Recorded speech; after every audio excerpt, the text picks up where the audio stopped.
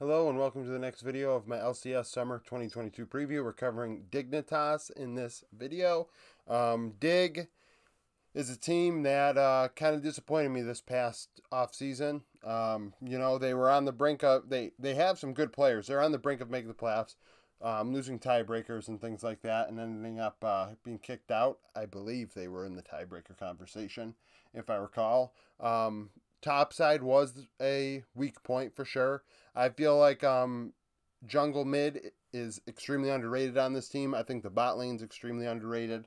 It's all top. And instead of addressing the issue even during the split, they decided to let Fake God go in the in the offseason, and pick up 3 top laners. Now, why am I kind of like put off by this?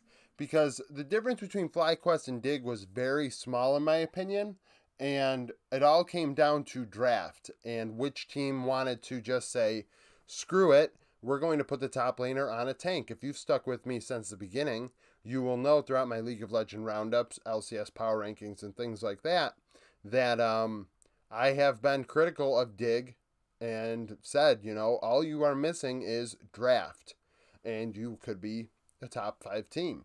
And so instead of addressing draft, they addressed top lane in a big way. So in spring, they went 8-10, finishing 7th. Their academy team 4-10-4, finishing 6th. I say it every time. I don't know how those records work. I don't watch academy, and I know that they're playing best of 2s and weird crap and playing amateur teams, so it is what it is. But top lane, they pull out Gamsu from 100 Thieves Academy to replace Fake God, an older player that hasn't played at the highest level in a long time. 831 CS per minute at a lower level. Not good enough. What can I say? It's actually meets the threshold, so it's above 8, which is good. I don't know how far that drops, though, because when you look at his KP, it's 44%. So that might be the lowest number I've seen across the 4 major regions. Which means he split pushed like you wouldn't believe. He was on his own, on an island, 1v1ing the opposition all split long. So if his CS per minute wasn't 8.3, I would be shocked if it was lower. It shouldn't be lower. Therefore, only 14.8% kill share, but his 22% gold share is a surprise. Obviously, that coming due to farm, but you'd think even then he wouldn't have a high gold share because of a lack of kills. Played 11 champions in 36 games. I think this was a bad move. Now, where things get really interesting and a little confusing, they bring in Hoon. Hoon played in Turkey last year.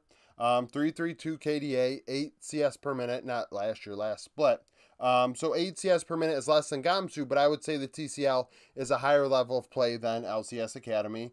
52% KP, so kind of towards the split push side, but not nearly as much as Gamsu. 21% kill share, so he has a lot higher kill potential, actually 6% higher.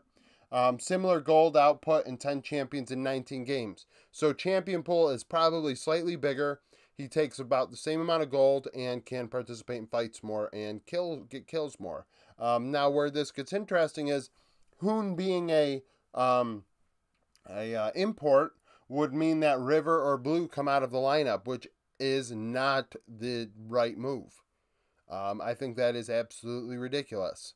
I really do. I don't understand it, and I see what they're doing, and I went over this in a news and notes video. I'm not happy about what they might be doing here. So Tony Top also comes in from Golden Guardians. I think he's playing top lane probably until Hoon's, I'm going to imagine a visa situation works out, because Tony just got signed really recently. He had a 757 CS per minute in lock-in for 6 games with Golden Guardians. 40 KP, which is very low, but only 6 games.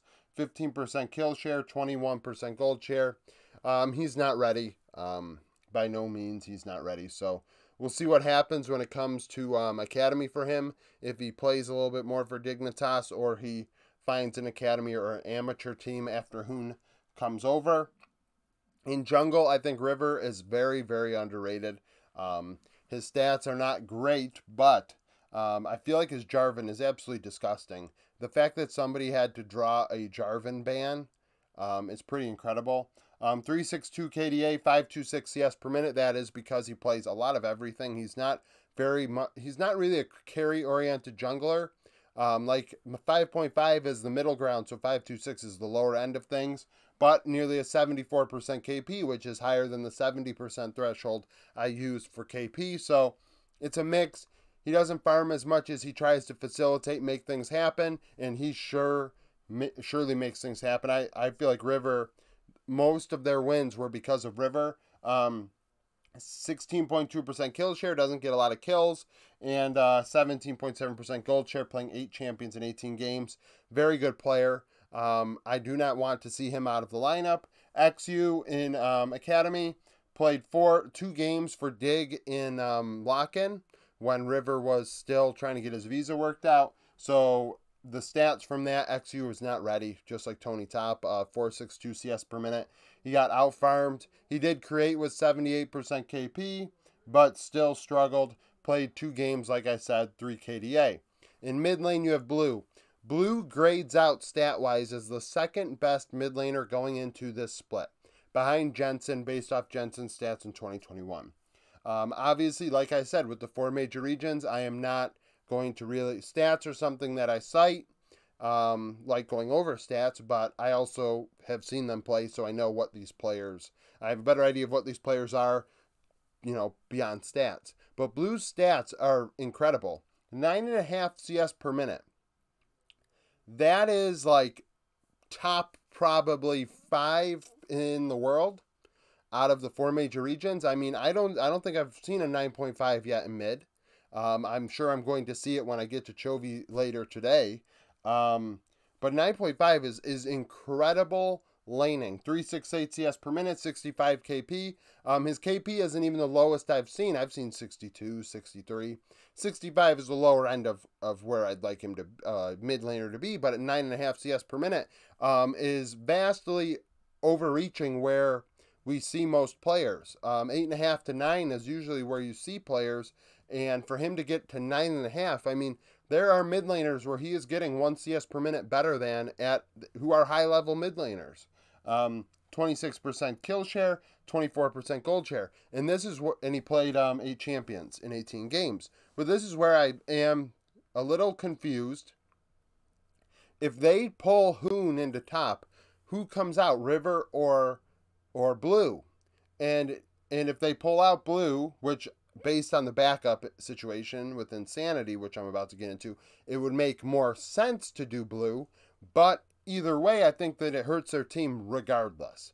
Regardless, their team is worse by making a move and putting an import in top lane. Insanity, 655 KDA, 841 CS per minute. With 100 Thieves next, improving grounds. These stats are slightly tainted. I cannot separate the 2 games they already played in Academy this split, so, but nevertheless, it's 36 games total, 34 games total, so 2 out of 34 don't alter them that much. 65 KP, so put this in perspective. Blue has a higher KP at a higher level of play with 1 CS per minute more than Insanity. It is crazy. 28% kill share, which is pretty high for a mid laner, so he really did a lot of work for 100 Thieves next. 23 gold share, 11 champions in 34 games. Could I see them doing this move? Yes, I could, and I really hope they don't.